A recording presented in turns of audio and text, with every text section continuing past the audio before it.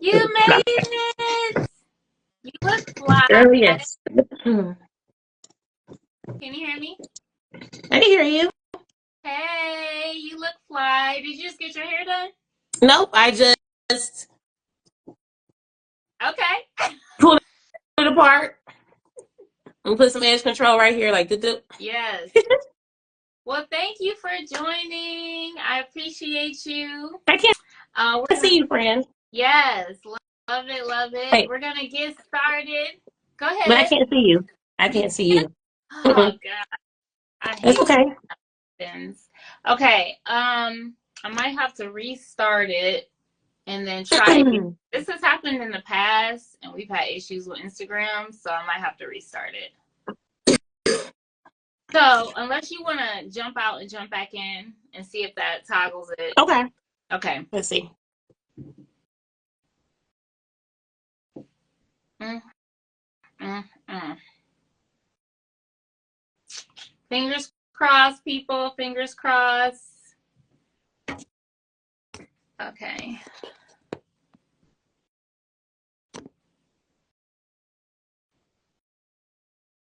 You saw her. Did you see both of us? Okay. Can you see me No, now? I still can't see you, but it's okay. No. Yeah, they said they can see you, so as long as they can see you, it's okay. All right, girl. Well, thank you for joining. I appreciate your time. How was your day? Girl, I have whatever is floating around. Like my son was sick all week, and Oh, now I have it, but it's okay. It's all oh, right. I got up off the couch. I put a little makeup and concealer on, and I was like, it's gonna be okay. So it's gonna be a great that's experience. black girl magic. Because I can't tell how Yeah. you look amazing. Well, we do what we can. We do what we can, child. But Well, we won't keep you. I know you're under the oh, weather. it's okay. So No, no, no. I've been waiting for this all day. oh, It's okay. you're so sweet. For those of you who don't know, my name is Nicole D. Miller. I'm an author and I'm the host of Girl Talk. So, Girl Talk is a female led panel discussion. We tackle heavy hitting topics. It's for women, by women. We empower each other through a transparent, vulnerable dialogue. We heal through sisterhood. And I'm really excited about our next topic. It is taking care of us. We're going to be talking about the healthcare industry, women's health, Black women's health, urban women's health. So we have the best of the best on this panel discussion. Ari Baker, who I've known for several years now, and I take her class. I'm sure you guys see me step in. I take her hip hop class that we do step 2. It's amazing. It's phenomenal. And not just is she an excellent instructor, but she has a beautiful spirit. So I'm so Um, excited to with her on this platform, and I'm gonna let her introduce herself, let you guys know what she does, how you can support her, all the things. So go right ahead, Ari. okay. Well, my name is Ariel Baker. Everybody calls me Ari. It's been a long time since I heard my full name from anybody. But by trade, I am a master's prepared nurse. I have my master's in nursing education. And but my passion and my purpose is educating on all platforms. So I'm also a personal trainer. I like to consider myself a health and wellness nursing coach. And I'm also an instructor here within Cleveland. I teach at the WUC every Tuesday and Friday. Tuesdays at 6 p.m., Fridays at 11:15 a.m. And I also have a beginner's class on Wednesdays at 6 p.m. at Fawaki Burst on Larchmere. And I'm also an advocate for autism awareness. If you follow my page, I every once in a while I post my son and our journey, his growth in understanding and formulating what it really means to grow up being autistic or having autism. So I do a little bit of everything. I like to encourage. I like to have fun, and that's what I do. I love it because you're so well rounded. You have your hand in a variety of pots. And because you just touched on this, you're the mother of an autistic child. How has that experience played into your value of health and wellness? And how has it helped you to grow in your understanding of health and wellness? Well, I believe that health and wellness is a holistic diagram. So if you don't know what holistic means, it means a total picture of a person. A lot of times we focus on just the body, we might focus on just the mental, but I'm looking to focus on the spiritual part, everything that encompasses us. So with me being a mom with a child who has autism, well, a young man, because he'll be 15 this year, a young Wow. man with autism, it's really rounded me and shaped me more mentally than anything else. Outside of, just nutrition, which being careful with what I feed him, because I noticed really early on how his personality would shift with certain foods, how his triggers would shift with certain foods. Outside of just like focusing on nutrition, it just really taught me a lot of patience. Taught me you know, just the capabilities of being around someone who's not like me. I feel like we were raised, a lot of us who are typical, that's what I like to call us, who are typical, are raised around other typical people. And that is a crutch for us, I feel. I feel we are used to being around people that look like us, talk like us, act like us. And then so when we get around somebody that's different, we don't know how to act. We shame them. We make them feel like an outsider. So with that being said, being a mom with an autistic child or who has autism, I've just learned not to judge people based off of what a quote unquote shortcoming, because really we all have things going on with us that everybody would, probably deem as not perfection. So that's one of the biggest things that having a child with autism has taught me. I love it. You hit on so much, and it really aligns with our vision for the next Girl Talk, because it's not just physical health, nutritional health, it's mental, it's emotional, and spiritual. And one of the things you touched on too was how you saw effects of the food that he was eating and how that's affected his mental health. I love that you have a unique perspective just to chime in on this topic. So I'm so glad you brought that up. Yeah. Now, outside of you being a mom of an autistic child, like what led you to this space of health and wellness, and how did you come upon your passion and your purpose? Well, I kind of have always been immersed in the spirit of having to be cognizant of health. Like I ran track in high school. My I have a sister that's almost 9 years, exactly 9 years older than me. Her birthday is a day after mine, but 9 years. She has cerebral palsy. My grandmother had paranoid schizophrenia, and so I really learned how to accept those on a different wellness platform at an early age, because I was the youngest, of course, I was the baby in the family for a long time. And then I just was always athletic. My mom put me in gymnastics. She kept me really busy. I ran track in high school, and surface level, that became a passion. It kept me out of trouble. I know I seem very pleasant now, but I had some trouble. I had a troublesome, some teenage years where I was getting into a lot of fights. I was getting suspended. I was going through a lot of things, and track really saved me. It gave me an outlet for my aggression. It gave me structure and discipline. So when I began running track, that turned into, like a good addiction for me. So that's how I really got into health and wellness. And then I became a nurse. I got pregnant early. I got pregnant at 19. And at the time I was majoring in communications and theology. I wasn't about to make no money, child. So I switched over. I switched over to nursing because at the time my friend, she was a psychology major and was like, you should come do nursing with me. You're so good with people and things like that. And I was like, okay. And I liked the prereqs, and I excelled. I graduated top 10 in my class in Ursuline, um, which is not a school very heavy with the chocolate girls. I did very well. So I guess I just kind of gravitated towards the health and wellness platform early when I was younger. And it sounds like you were a young caregiver. Like you became sensitive and empathetic towards those who were needy in that area or had a healthcare issue. So it sounds like you were Yeah, yeah, room for it. yeah. Yeah, a lot of times we're put into situations where you have to adjust. Humans, we're very adaptive. Either you sink or you swim. We had that fight or flight response.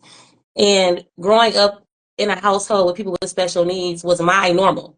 It wasn't something that was abnormal for me. So it would be times where, I grew thick skin. Of course, if I was walking, it would be times I was walking to school, and my grandmother, if she wasn't taking her medications, she would have periods where she would talk to herself, talk to objects on the street as she was walking me to school. And I had to learn how not to be offended. That's why a lot of people, when they see me, they be like, oh, she acts so unbothered. I have no choice. Like, I can't fall to pieces every time someone has something negative to say about me or my circumstance or my family. Same thing with my sister. Like, she has a bit of a delay on her right side or her left side. I don't know. But anyways, like you just learn to not become your situation, your circumstance. You learn to adapt and you learn to grow and you learn not to care what people have to say about you. I love it. I love that it's built you. That those are things that other people could have crumbled under or could have been a hardship or they could have been at the very minimum annoyed by it, but you Mm-hmm. used it, made it a positive thing and it's a positive attribute. I know I heard you talk about running and that being a positive outlet for you, but I know with most caregivers, and this is another reason we're doing this talk because so many women are pouring out and in that space of caring for others. How do you maintain caring for yourself and self-care, and how did you even discover that that was a need for you? It was hard for a long time. I'm telling you, my early 20s, I didn't really understand what self care was until I got late 20s, early 30s. Um, I spent a long time concerned about everybody else. I've spent a long time pouring into everybody else. When I got about 29, I decided that it was time for me. Um, One of the number one things that I do in relation to self care is set boundaries. So I know that sounds very small, but I was a yes person. Can you do this for me? Yes. Can I have? Yes. Can you go here with me? Yes. Can I borrow? Yes. And it left me with nothing. Let me get some water. Yeah. And it left me with nothing. And so then what I would try to do is I would go back and I started back working out after I had my son, about 25 years old. I try to mask all that and place a band-aid over, you know, not pouring into myself with just fitness. You know what I'm saying? Just working on my aesthetics. Well, I don't like how I look and I don't like how I feel and I don't like how I'm being treated. So let me just throw it all into the gym. And it worked for a second. It worked for a second, just like anything that's a band-aid. Band-aids will stop the bleeding for a moment. But if you have a really big wound that you have not addressed, the bleeding's gonna keep coming and coming and coming. So it took me falling on my ass a lot. Um, Breakups, um, ends of relationships with friends, conflicts with parents, the loss of a parent, to really say, okay, this is what I'm going to do for myself. So even in moments of when I don't have a lot of money or when I didn't have a lot of money, I started doing things specifically for myself. Like I'm gonna keep my hair and my nails done. That's on period. I'm gonna get my eyebrows done. Like, and if I don't want to do something, it's a big no for me. And it used to be a hesitation, and now it's a no with no response afterwards. I don't feel the need to provide an excuse to, stroke your ego on why I don't want to do something for you. And that's been the biggest thing with self care for me is just learning how to say no. And I know you said that's a small thing, but that is a big thing. And I've heard so many women share about the difficulty of setting those boundaries. If there are people that see this video or even who attend our panel discussion that are struggling with people pleasing, that make it, it's hard for them to say no, what are some tips you can give them in kind of getting to that space? Because I'm sure it didn't happen overnight. Did you have any books you read, podcasts you listened to, therapists that you talked to? Yeah, I went to therapy, child. Like, let's see, 29 and 30. I had my first encounter with a therapist, and she helped me. She helped me to break free from my shell. So I know I come off very like bubbly sometimes, but I'm very introverted in certain situations. In many situations, I just have learned to turn it on and turn it off when I need to. But therapy was a big help. But really, just life experiences, like you just have to be okay with losing people. That's that. It's no way to get around it. Not everybody is made for you in every single season. And if you let go of the fear of I'm not gonna have a friend or I'm gonna make my family member mad, then you will find freedom immediately. The stress almost immediately lifts off of you. But outside of outside of just therapy, working out, like I always joke with my friends, like if you see me in the gym 3 or 4 times a day, pull me aside, do an intervention because I'm going through it. You know what I'm saying? Because that's how I pour for myself is like, okay, I gotta go to the gym, I gotta release this stress. Yeah, but that's how I basically do it. And definitely at the core of what I hear you saying too is self-value, right? So you're learning to value yourself, even if quote unquote people leave and, you know, all of that. It's just like fighting for that. And I'm definitely on that journey myself to be like, if they left, then they didn't see my value and I'm worth more. Mm-hmm. So Mm-hmm. all of the gems and nuggets you shared. It's like it's gonna be a good time. You done gave me some more thoughts about questions I'm gonna ask. Oh, I'm ready. I love conversations like this. I rarely get like I have a very select group of friends. You know, like my girls are basically my step girls. You know, I'm very, very careful who I talk to and who I invite to my house and who I keep around me. So I love having conversations like this because I feel like a lot of women go through the same thing and don't know it. A lot of times we feel like we're alone and we suffer in silence by ourselves. And there's really no need for that if you're willing to be vulnerable enough to talk about it or at least listen in on someone who has a similar experience as you do. And that's exactly where Girl Talk was birthed from, that space. I personally was going through things, and every topic that we discuss is stuff near and dear to my heart. But it wasn't until initiating Girl Talk that I realized, oh, other people can relate. Even if we don't have the exact same circumstances, they could still make us feel the same. You could feel Yeah. alone dating, you could feel alone in a marriage. Like, you know, all of that can still affect you. So on that note, what are you looking forward to most with Girl Talk? Well, establishing more friendships and relationships. I always felt a little out of place. You know, I don't know if it's a me thing or they say every Aquarius feels like they're out of place. But so example, when I was in like school, I always felt like the odd man out. Of course, I had friends, but I always just felt like a step off or a step forward until I became a nurse, and then I found women who were like me, like that were brilliant and black and pretty and smart and were nurses, and that's one of the reasons why I like the gym because I find women with similar values as me. So Girl Talk also gives me another outlet to find women who are educated, who are well spoken, who are diverse, who have been through things. A lot of times the world makes it seem like if you've been through stuff in your life that or if you're scarred, you're worth less than another person who might be able to cover up a little bit better. But I actually appreciate being around women who have a story in the background because it gives me motivation to know if they can do it, then I can do it. You just summarized everything for Girl Talk. It is a compilation of female leaders. They're all go-getters. Everyone is an expert in their own right, and everybody has been through things, like been through so much. I'm blessed to be surrounded by these women, yourself included. I love gravitating to people who are like-minded, who have similar values, and I love our uniqueness. Like we can be very different in other ways, but because of our values and our hearts, we're in alignment and we're in unity and we're in sync for such a time as this. So you guys check out Ari. She's going to be a featured panelist at our next Girl Talk discussion. It is Sunday, March 24th from 6 to 8. We're being sponsored by Unbar, Mas Luray, and Teen Enterprise. So we'll have a 1-hour dialogue with all of the featured panelists. Then we're going to break into question and answer for 30 minutes. And then it's a time for networking and fellowship. So if you're a female, if you're a female leader, if you're a male that supports women empowerment, come through. It's going to be a good time. $5. So there is no excuse. $5. Drink tickets will be sold ahead of time. So you do have to get your drink tickets. Tickets are available on Eventbrite. Do you have anything else you want to share, Ari, before we close out? Oh yes. Me and my partner Dee, we're doing an event called Black March Madness. So we formulated this idea a couple of years back when we realized that Cleveland is a wealth of knowledge when it comes to fitness and health and wellness, but we have a crabs in a barrel mentality. We're very much segregated in the city when it comes to health and wellness.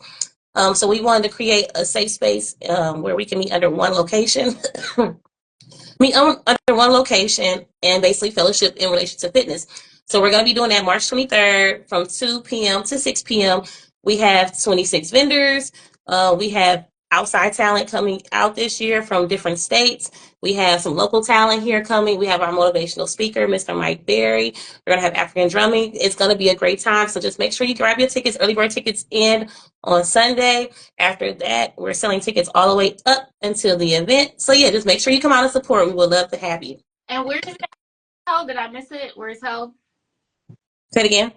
Where is it going to be held at? Did I miss that part? At the Vault. So it's going to be at the Voltage Fitness Center on Lee and Mayfield. All right. Well, it sounds like it's going to be lit. So we got March 23rd, March 24th. Save the dates, and we will see you guys there. Thank you, Ari, so much for your time. I will talk to you soon. No problem. Thank you, boo. Bye-bye.